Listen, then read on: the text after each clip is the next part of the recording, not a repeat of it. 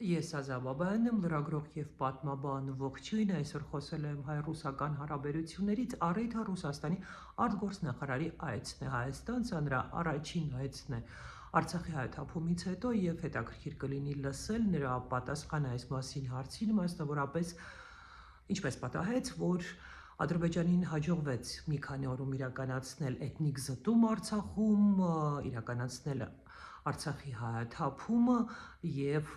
ռուս խաղաղապահները չկարողացան կանգնեցնել այդ գործընթացը։ Հետաքրքիր կլինի լսել այս մասին, այս հարցի պատասխանը Լավրովից Երևանում, վաղը առավոտյան հանդիպելու է նախ Փաշինյանի հետ, հետո Միրզոյանի հետ և Միրզոյանի հանդիպումից հետո տեղի կունենա նաև համատեղ ասուլիսը, հետաքրքիր կլինեն նաև այլ հայտարարություններ, մասնավորապես այսպես կոչված Զանգեզուրի մասին։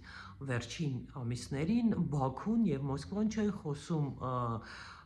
այն մասին, որ եռակողմ այդ հայտարարության մեջ, որը ստորագրվել էր նոյեմբերի 9-ին 2020 թվականի,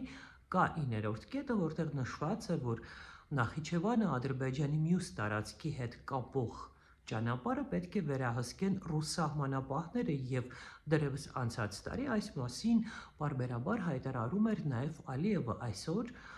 և Մոսկվան և Բաքուն վերջին շրջանում այս մասին հայտարարություններ չեն անում և դժվար թե Մոսկվային ձեռնտու է այս իրավիճակը, երբ նա դուրս է մնացել բանակցային գործընթացից նաև այսպես կոչված Զանգեզուրի միջանցքի հարցում։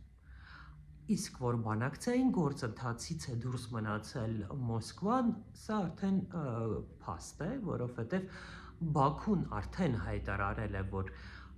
համաձայնեցրել է պայմանագրի տեքստը Երևանի հետ և այնպիսի տպավորություն է, որ այս մասին Բաքուն հայտարարել է հենց Ռուսաստանին վերջնականապես այս գործընթացից, բանակցային գործընթացից դուրս հանելու համար, այսինքն եթե մենք երկուսով արդեն համաձայնեցրել ենք բանակցային այս պայմանագրի տեքստը, այլևս ինչի մասին պետք է բանակցել Ռուսաստանի հետ և ինչ միջնորդություն կարող է ունենալ Մոսկվան, լավագույն դեպքում կարող է հարթակ տրամադրել, որ կնքվի այդ ստորագրվի արդեն այդ համաձայնեցված խաղաղության համաձայնագիրը։ Արդյոք Մոսկվան նաև սրա հետ է համակերպվել, տպավորություն է, թե համակերպվել է և նաև կա հստակ տպավորություն, որ Մոսկվան հետոյի համար է թողել և Բաքվի հետ հարաբերությունների կարգավորումը կամ վերանայումը գուցե, որովհետև այսօր տարաձայնությունները շատ են Մոսկվայի և Բաքվի միջև և երբ նույնիսկ Իլհամ Ալիևը նախ համաձայնություն է տալիս, հետո հրաժարվում է մեկնել Մոսկվա և մասնակցել մայիսի 9-ի այդ զորահանդեսին, նույնիսկ սրանից հետո Մոսկվան կոշտ հայտարարություններ չի անում Բաքվի հասցեին, ինչպես նաև չի անում Երևանի հասցեին, չնայած նրան, որ Երևանից գրեթե ամենօրյա ռեժիմով հնչում են կոշտ հայտարարություններ Մոսկվայի հասցեին, բավականին կոշտ հայտարարություններ, բայց Մոսկվան այսպես համբերատար սպասում է և ասում է, որ այդուամենայնիվ Հայաստանն ու Ռուսաստանը բարեկամական, եղբայրական երկրներ են, ունեն բարեկամական հարաբերություններ և այդպես է լինելու միշտ։ Կա տարածված կարծիք և տրամաբանական կարծիք, որ Մոսկվան սպասում է, թե երբ է փոխվելու իշխանությունը Հայաստանում, որպեսզի նոր հարաբերություններ կառուցի և փորձի վերականգնել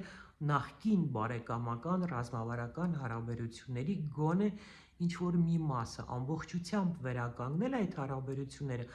այդուամենայնիվ չափազանց բարդ է լինելու, որովհետև չկա Արցախ և Հայաստանի բնակչության մի մասը սրա մեջ մեղադրում է նաև Մոսկվային և Մոսկվան պետք է նաև պատասխանի Հայաստանի բնակչությանը հուզող նաև այս հարցերին։ Մյուս կողմից մենք տեսնում ենք, որ Մոսկվան միշտ շատ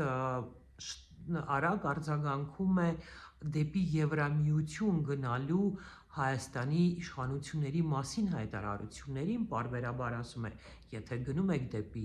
Բրյուսել, ուրեմն դուրս եկեք Եվրասիական տնտեսական միությունից, շեշտելով, որ այդ միությունում ձեր գտնվելը նախ եւ այլս ձեզ է ձեռնտու։ Ամեն դեպքում վաղվա հայտարարությունները այս կոնտեքստում, ասացի կոնտեքստում չափազանց կարևոր կլինեն